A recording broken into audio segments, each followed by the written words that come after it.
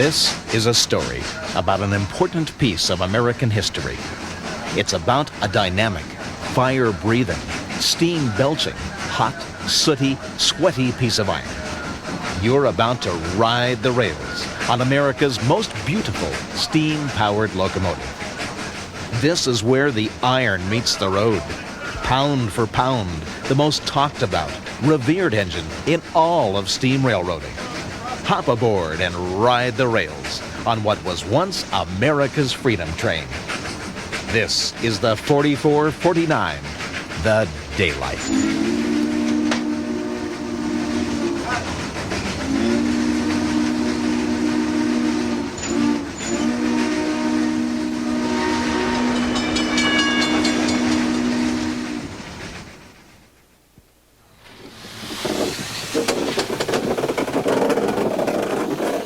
In the early years, steam engines were almost always painted black. Many were built by the Baldwin Locomotive Works in Philadelphia. Their bright red number badges stood out against the jet black boilers.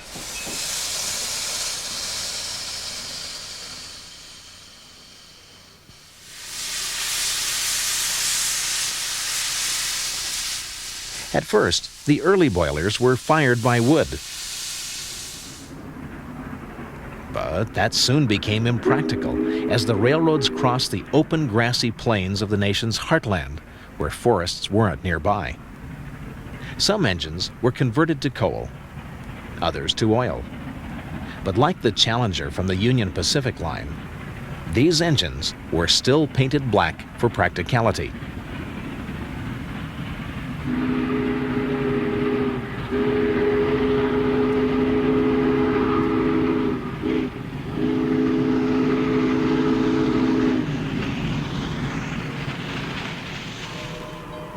As time progressed, payloads increased, and so did the size of the engines.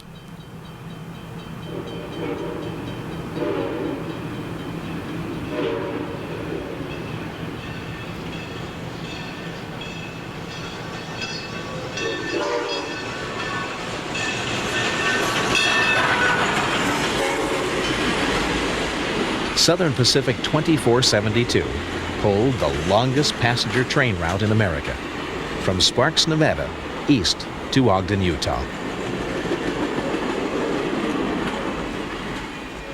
Her giant drive wheels stood taller than the average man.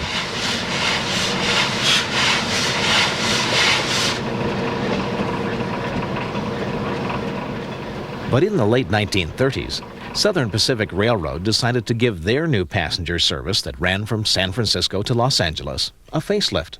They called it the Daylight because during the long days of summer, it made the trip from San Francisco to Los Angeles during the daylight hours. And this is where our story begins.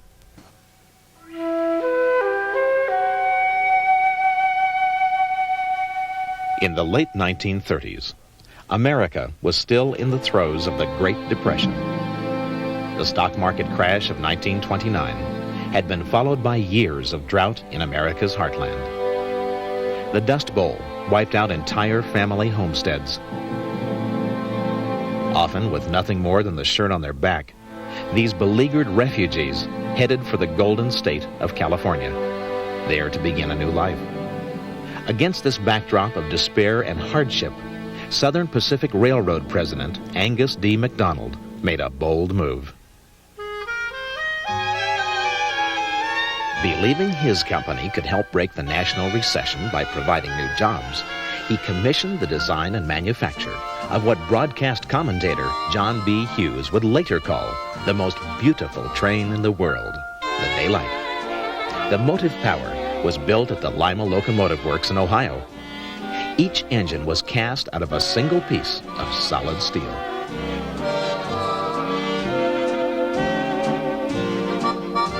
The GS4 steam locomotives and tenders weighed in at over 870,000 pounds. That's 435 tons fully loaded. Coupled together, the engine and tender were slightly more than 110 feet long, 10 feet high, and 15 feet tall. The locomotive put out 78,000 pounds of tractive effort to the drive wheels and was manufactured at a cost of $175,000 each. The wheel arrangement was called a 484. It had four-wheel pilot trucks in front, 8 main drive wheels in the center, and a four-wheel trailing truck behind the drivers. The 80-inch drive wheels virtually towered over Southern Pacific President Frank Russell Sr. in this 1950s photograph.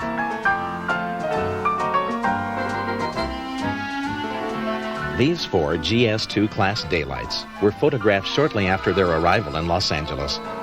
Principally, the trains were intended for passenger service between San Francisco in the north and Los Angeles in the south.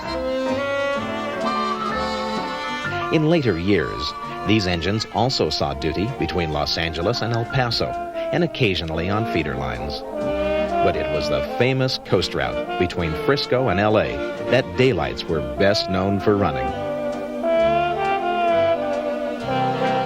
From the engine to the parlor observation car, the daylight was painted in uncommonly bright-colored stripes of orange, red, and black. They installed broad, sweeping skirts along both sides of each engine to make them look long and sleek. The passenger cars were fabricated by the Pullman Coach Works in Chicago.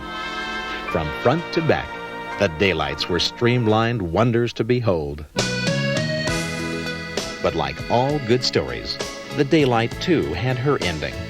In 1958, the last engine made her final run. They took off the side skirts and pulled them onto sidings. Diesels had proven to be far more cost-efficient to operate.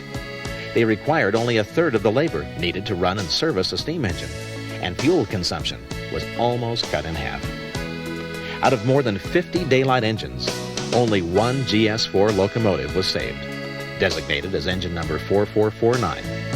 It was donated to the city of Portland, Oregon, where it was put on display in Oaks Park, never to run again. 17 years later, it was America's 200th birthday, the bicentennial. An engine was needed to pull the Freedom Train, so all eyes turned to the forlorn old steam engine in Oaks Park. Weather-beaten and vandalized, it wasn't a very pretty sight. But after tremendous difficulty and a massive restoration effort with hundreds of volunteers, the 4449 was restored, refurbished, and painted red, white, and blue as America's Freedom Train in 1976.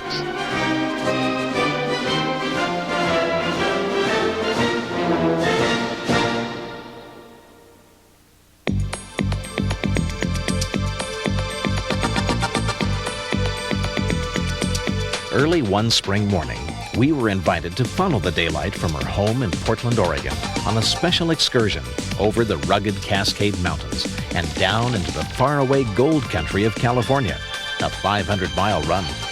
Doyle McCormick was the engineer. They lowered the steel railroad bridge over the Willamette River so the daylight could cross to the other side. 2 sharp reports on the whistle was the signal we had waited for.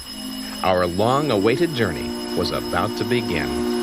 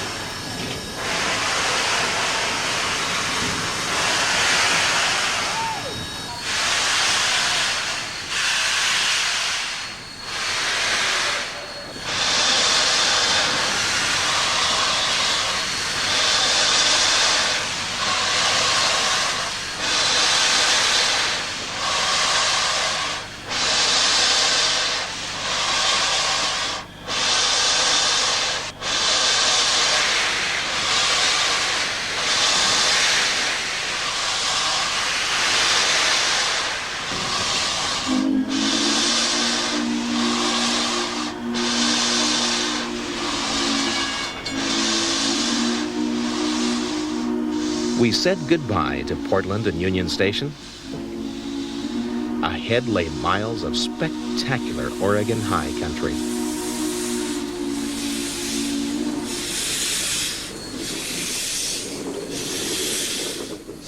For a younger generation who had never seen a steam engine pull out of the station, the Daylight put on a fitting performance.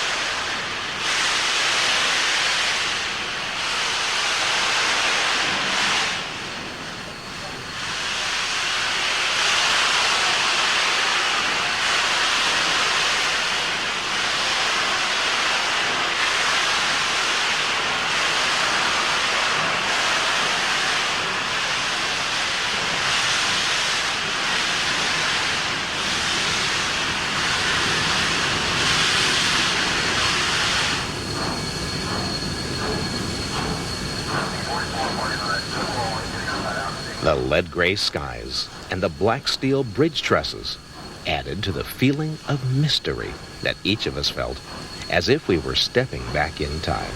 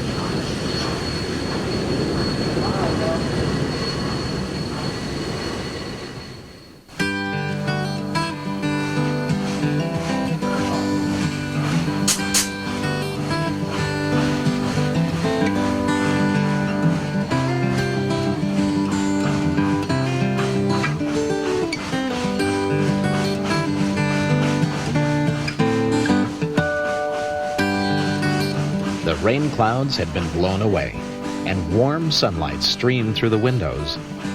There was something indescribably wonderful about riding this train. The clicking of the wheels on the rail, the gentle pitching of the cars had a hypnotic effect. Just around the bend was Oregon City and the Willamette Falls.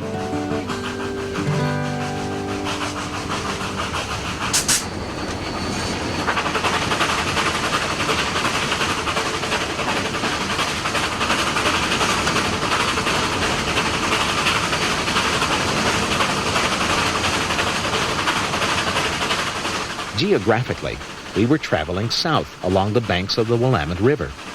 But in railroad geography, we were actually traveling west.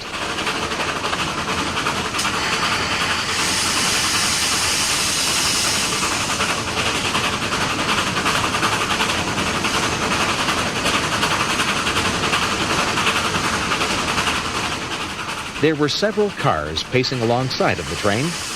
We called them the Rat Pack.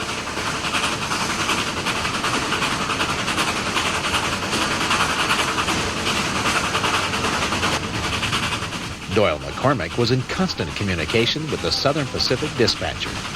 Up and down the line, everyone knew the 4449 was running down the road.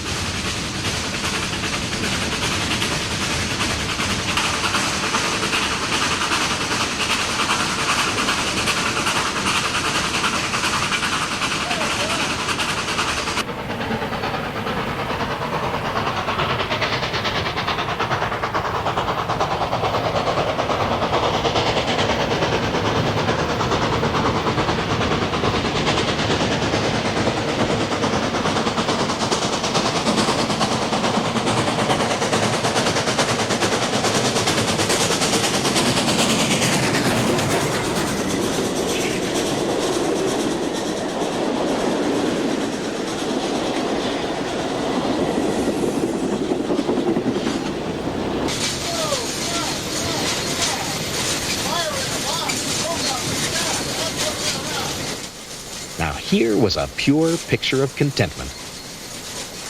Doyle pointed at the speedometer, and I tried to follow. It read 60, but the way the engine was shaking, it felt like 90. It was like riding out a hurricane inside a Spam can.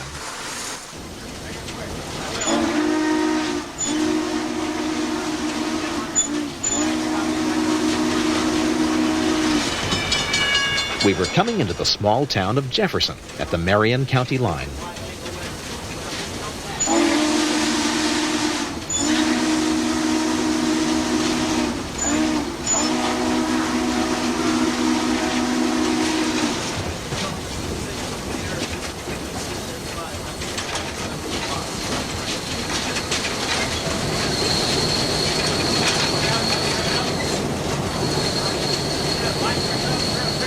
We crossed the Jefferson Bridge and then highballed it for Albany.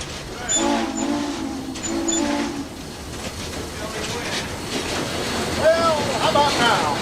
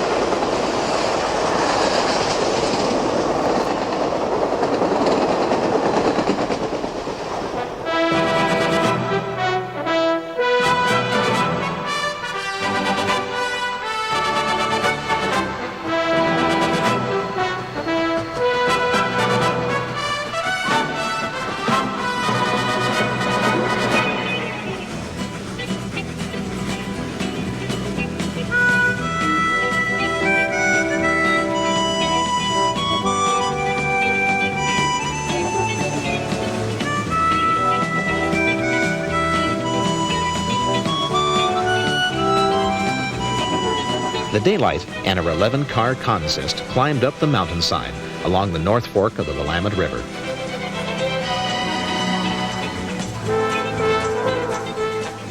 The engine had hit a series of yellow caution signals and had lost its momentum on the steep grade.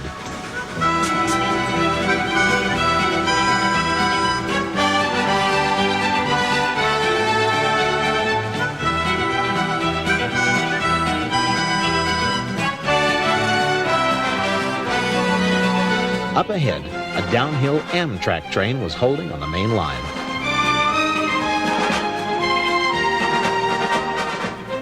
But now came the first of what would be 23 hard rock tunnels between here and the top of the grade at Cascade Summit.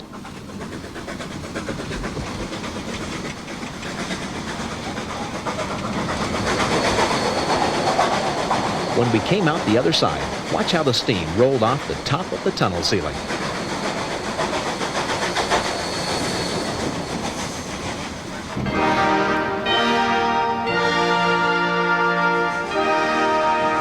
We were climbing through a tall stand of Douglas fir as the Daylight's exhaust erupted into volcano-sized clouds of vapor. We came out of the cut and approached the rural logging camp of West Fir, Oregon. In the center of town was this beautiful old covered bridge. This was to be our final crossing of the Willamette River.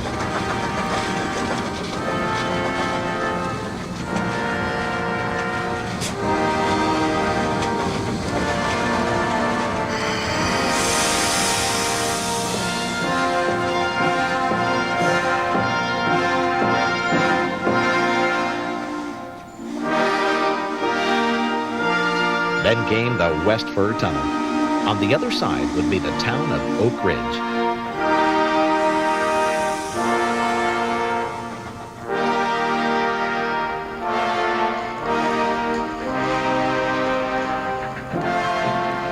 As the daylight pulled into Oak Ridge, Oregon, there were people all along the trackside.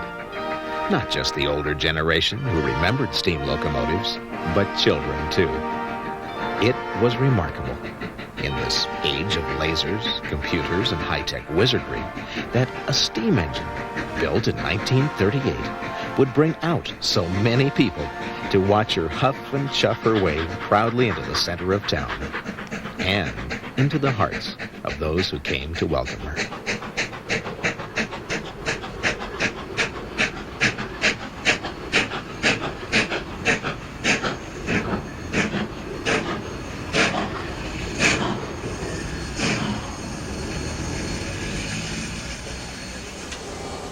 In preparation for the steep climb up the snow-capped Cascades, the Southern Pacific Railroad had elected to bring in 2 new helper diesels to pull the daylight over the mountain.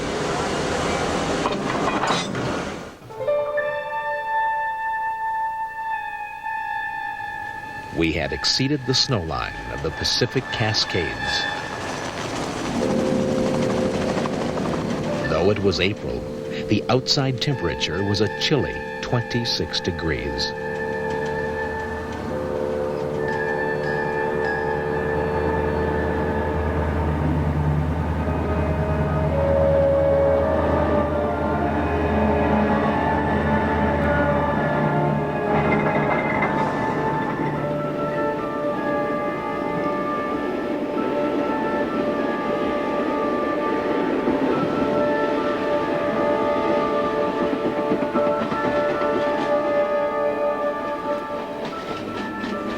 Under the shelter of a giant cedar tree, a group of black-tailed deer watched our processional trudge by with little more than passive interest.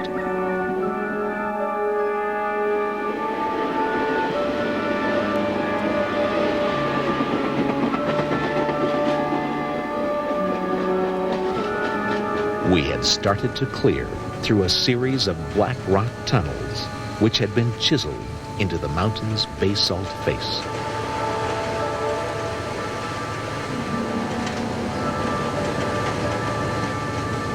Cold tracks of steel were cantilevered over treacherous, gaping ravines.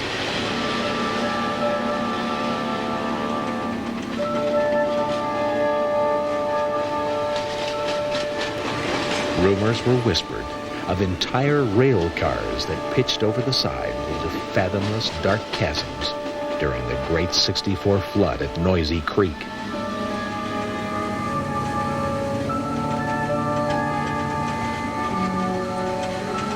We were intruders in a frozen, windswept no man's land of rock, ice, and snow.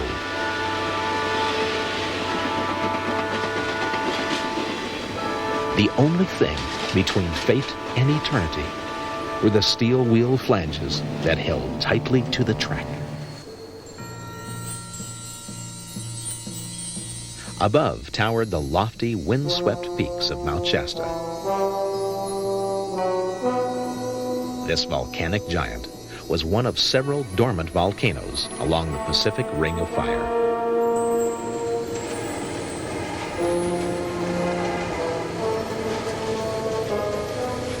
And then the daylight, with the 2 diesel helpers, started down into one of the most treacherous pieces of roadbed. This was the top of the Can-Terra Loop. Hundreds of feet below the track lay the Sacramento River. The roadbed clung precariously to the side of the mountain, buttressed from underneath by steel and concrete. At treetop level, we followed the train from the air down into this narrow, high mountain canyon. Over the side, grim reminders that this was a very serious grade.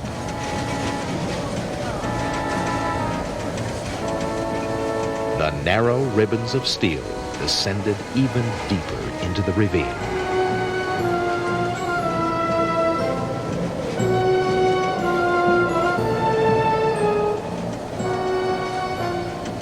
At the bottom of the loop, we crossed over the Sacramento, a river we would follow all the way to Shasta Lake Reservoir.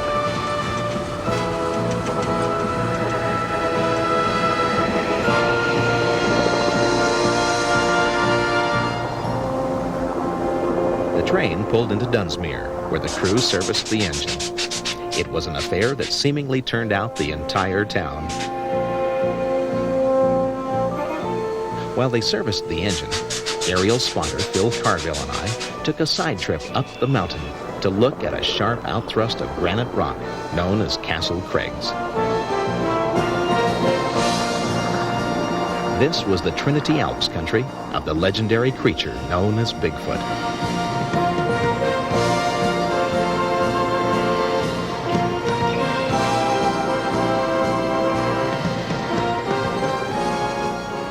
Then we continued our journey down the canyon.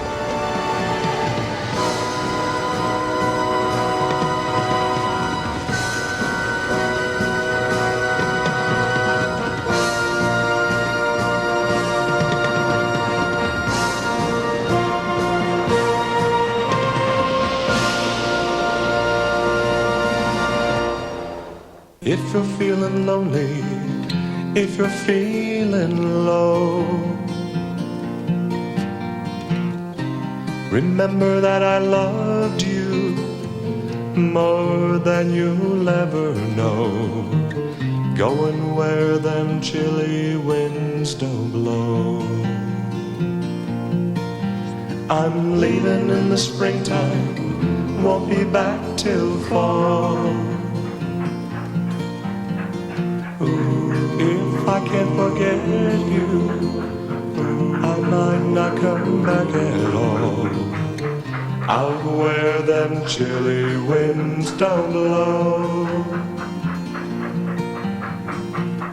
Out where them chilly winds don't blow. Out where them chilly winds don't blow. The 4449 Daylight is the only surviving engine of its kind that is still licensed to operate under steam. Thundering down the track with their steel crosshead, changing directions 11 times a second. You're watching a technology engineered by man that for sheer weight and power has no equal. Sadly, the Daylight is now a symbol for the rest of us to look back upon. A treasure left over from the days when steam was beautiful and riding the rails was a way of life. I'm Jim Mitchell. Thank you for watching.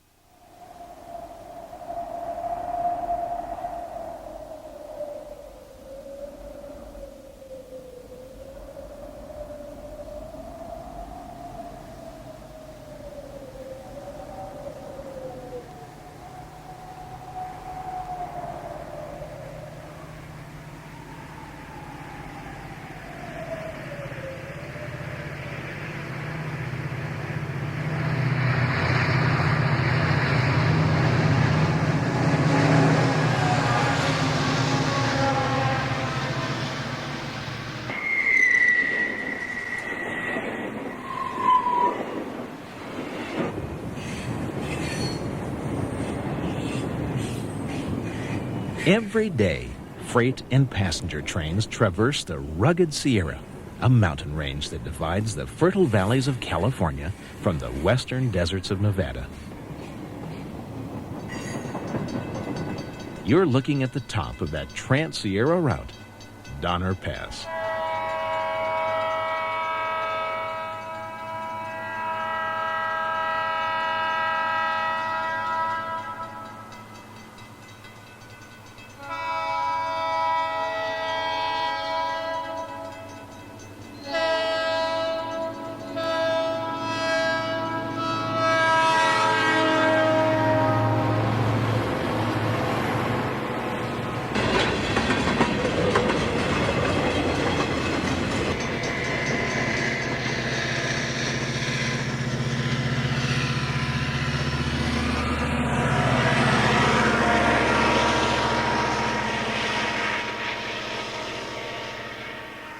Donner Pass was named after a pioneer wagon train that was trapped in the winter snows of this region in the mid-1800s.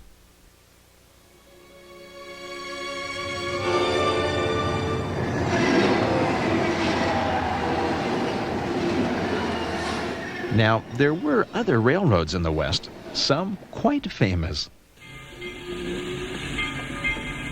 These old V&T engines are highly prized in collections all around the country.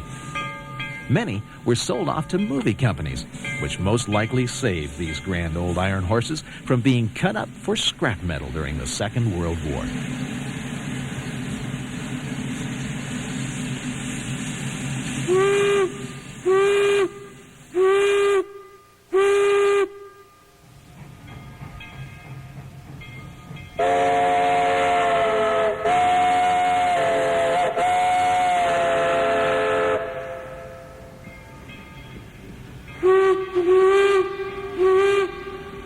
Today, perhaps the best collection of V&T engines can be viewed in Carson City, Nevada, at the Permanent Rail Museum south of town.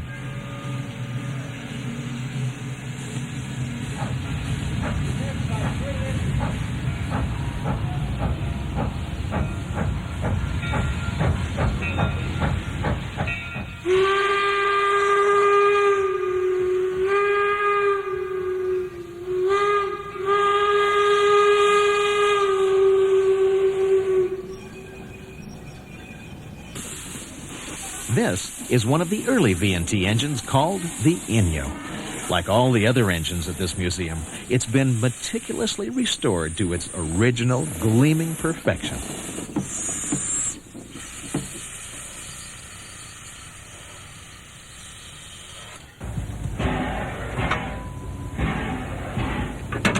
The boiler is wood-fired, and the brass is usually all shined up like Sunday.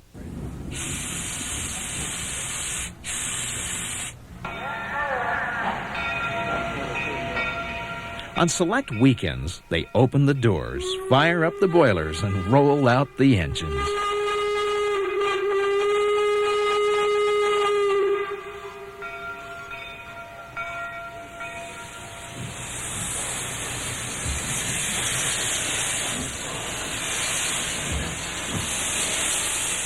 Now, occasionally, the engines pull onto this device that looks like a bridge.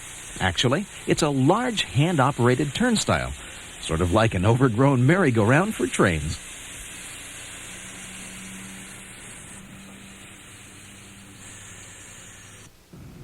They use it to rotate the engines off of one track and onto a new track in a short distance, so the train can move in a new direction.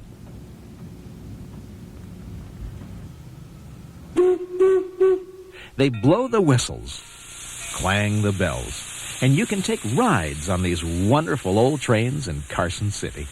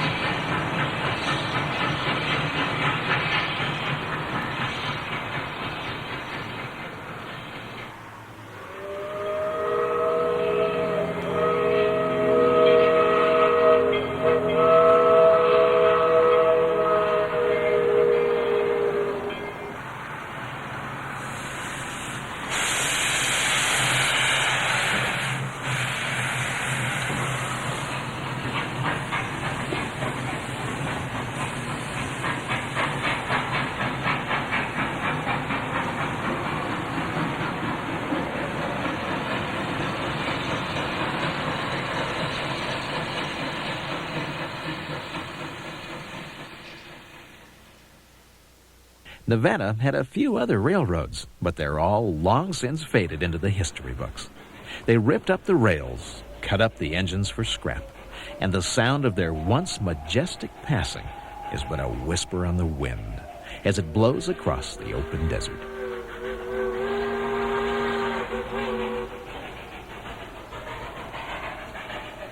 However, something went wrong, wonderfully wrong.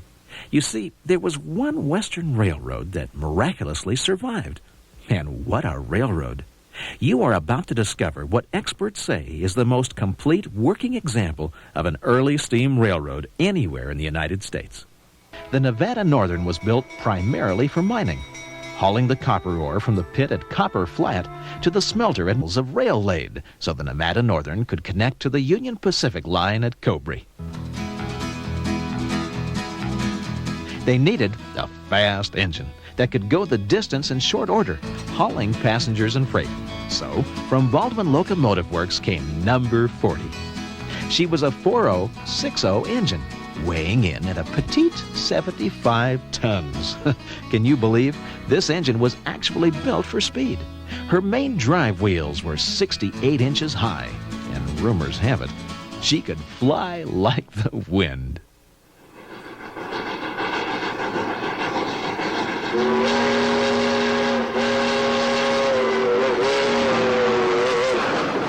Number 40 hauled passengers and freight from 1910 through 1941. When buses and cars became more popular, Number 40 was retired. But before she was tucked away for a Rumpelstiltskin nap, the railroad completely overhauled the engine. Then it was pulled into the barn for the last time, where it has remained in storage ever since. When the price of copper declined sharply, the mines and eventually the railroad were closed. As a gesture of goodwill to the community, Kennecott Copper Corporation donated a major share of the railroad to stand as a working museum. We decided to find out more, so we packed up our broadcast cameras and headed out to Ely.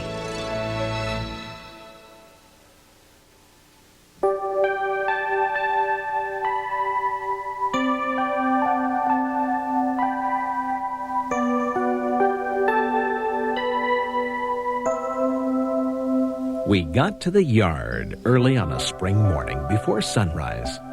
We poked around the shops to find out what makes an old railroad, and here's what we discovered.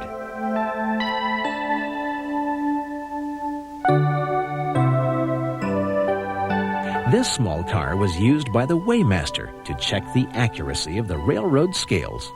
Freight was shipped by the pound, just as it is today, so you can bet your bootstraps accuracy was important.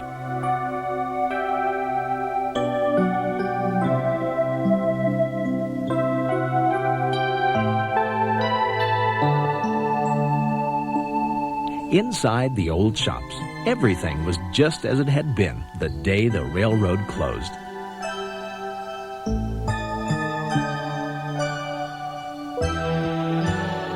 You could still smell the musty, aromatic scent of old leather and canvas.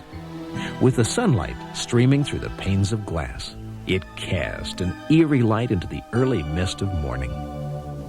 The stately passenger cars gave off an occasional cracking noise as the wooden coaches expanded in the warmth of the sunlight. There were smoking cars for the gentlemen and non-smoking cars for the ladies, thank you. Such was life back in 1910. The smoking cars had brass match strikers on the wall, leather seats so the ashes wouldn't catch fire, and brass spittoons on the floor for the tobacco juice. Overhead, chandeliers made of Czechoslovakian stained glass hung from empire ceilings. The walls were made of inlaid wood with gold leaf stencil. Now, this device is a steam-powered rotary snowplow, only one of 7 in existence. And here is the slag pot, a special car designed to haul off the molten slag from the copper smelter. This big pot tilted to one side to dump its fiery load into the slag pile. There was lots of old rolling stock parked on the sidings between the shops. Why, they'd even got the original caboose. The Nevada Northern won several safety records over the years, as you can see by the signs. And back then, they didn't care for traveling salesmen any more than we do today. But make no mistake, this was a proud line that was run by the numbers. Meanwhile, outside by the engine house, they were rolling up the door in anticipation of our filming. And there she was, number 40. Overnight, the firemen had banked a fire in her boiler so the firebox and water jackets would stay warm.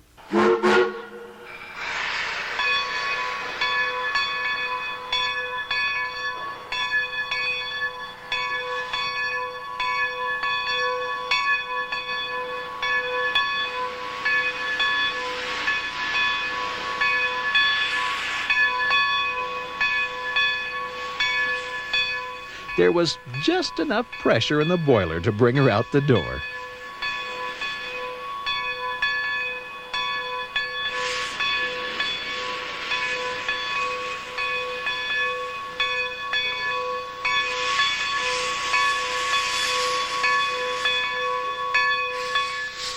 The young fireman talked with Nevada Northern veteran T.J. Buck Lanny about the engine. Then they emptied the ashes from the firebox, just like you open the grates on the bottom of a stove.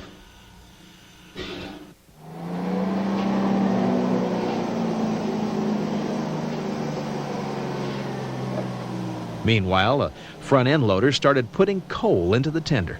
It wasn't as quaint as the old coal chute, but at least it worked. Of course, it was pretty plain to see old Buck wasn't real sure about that big Michigan loader so close to his 78-year-old steam engine. Front-end loaders. Shoot, this ain't no way to run a railroad.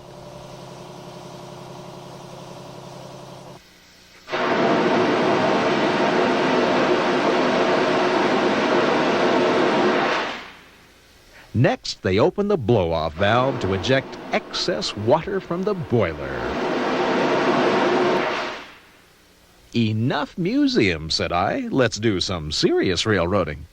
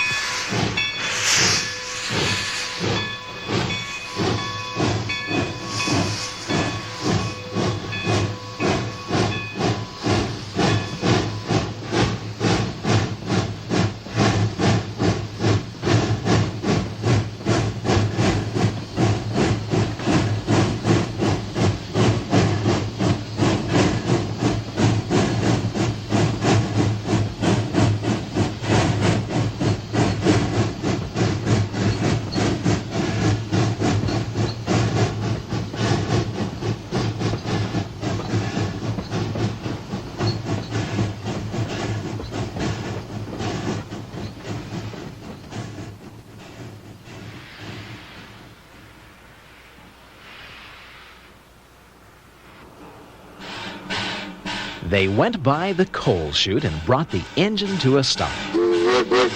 Then, with 3 sharp reports on the whistle, the train came out of the hole as the engineer cleared the stacks.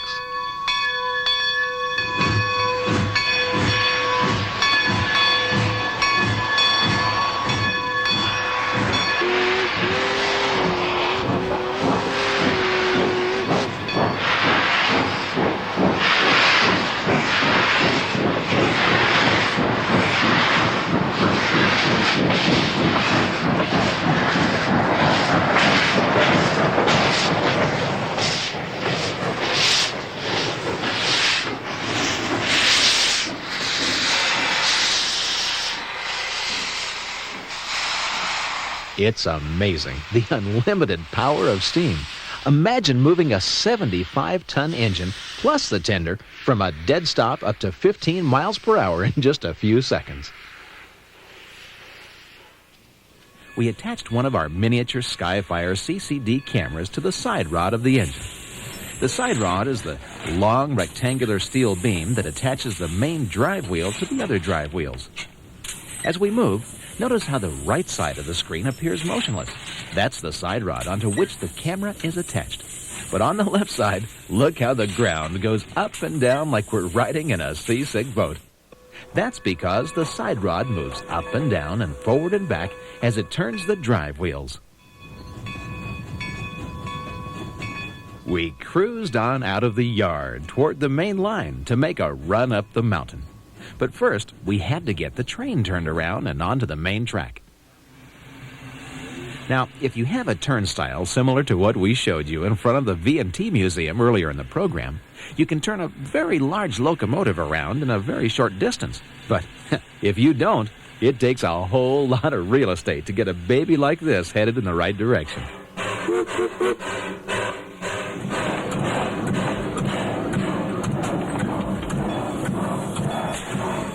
The engineer gives 3 short blasts on the steam whistle, which means the train is going to back up. As we turn up the siding, which curves away from the main yard track, we hit a bit of a slick spot, you know, placed there by wild, deep forest gnomes during the night. Watch what happens to the drive wheel as it loses traction on the steel track. This loss of traction is especially hard on the locomotive's tires, which can separate from the wheel under too much friction heat. Did I say tires? That's right, but not the Goodyear kind. These big drive wheels have tires, which are steel rings sweated onto the main drive wheel. They're more than 1 inch thick and must be replaced periodically in the shops.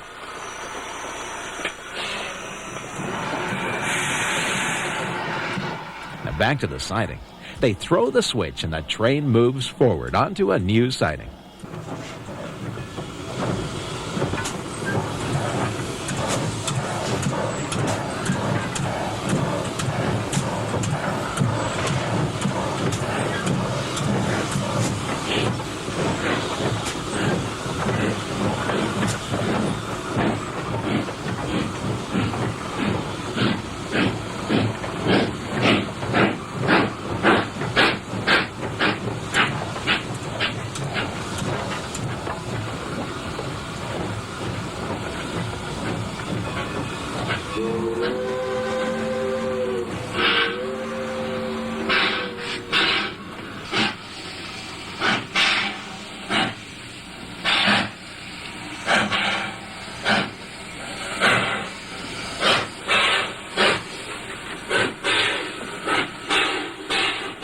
They throw yet another switch, and the train begins to back up onto the old siding.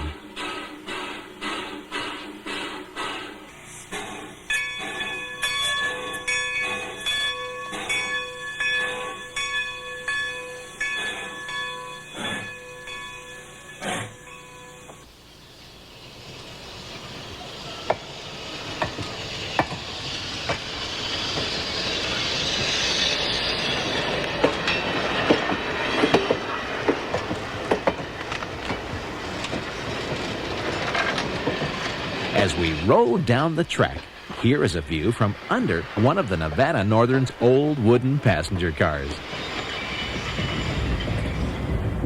Well, in the early days, cars were built out of wood.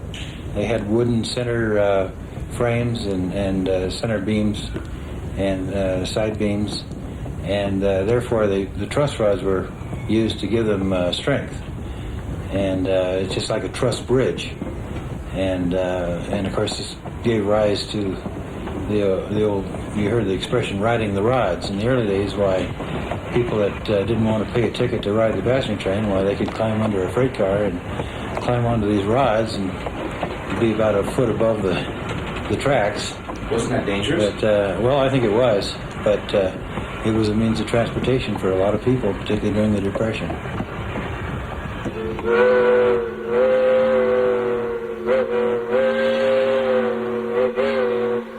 The train must pass one more switch before it can pull onto the main track.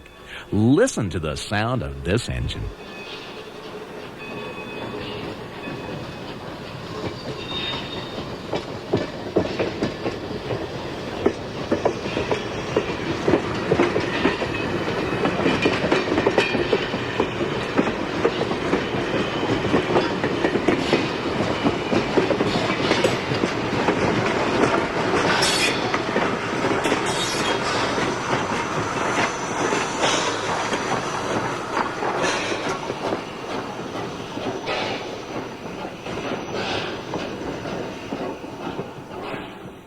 We mounted our portable cameras all over the engine to give you an unusually close, first-hand look at what it's like to go down the track on a steam locomotive. Naturally, we were concerned about vibration, so we made a short test run to check our systems before climbing the mountain.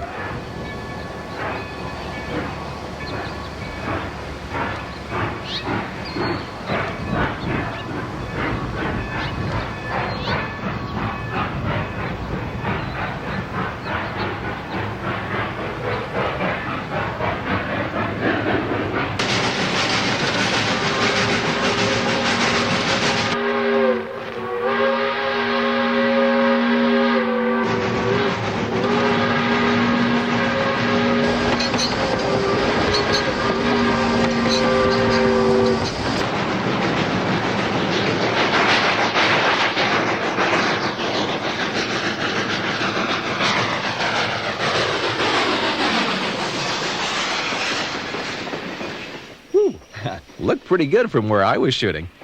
They finally got the train shut down and then slowly backed up into position for our run.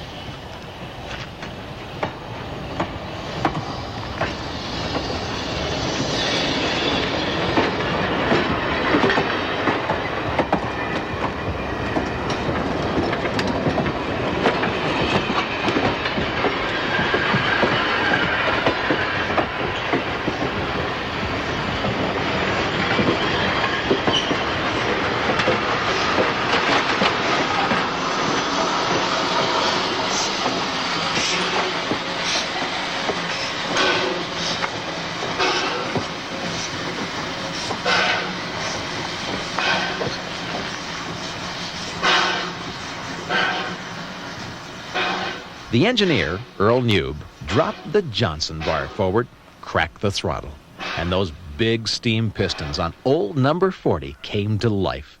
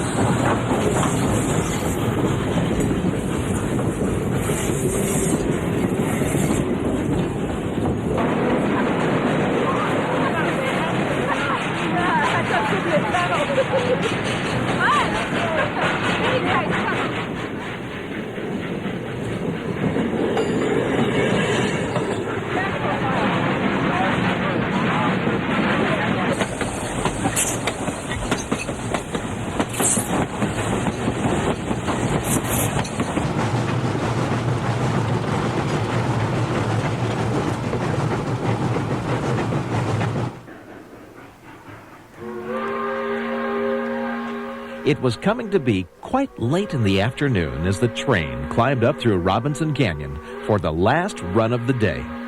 The crew, well, they'd put in a long day and their tails were a-dragging.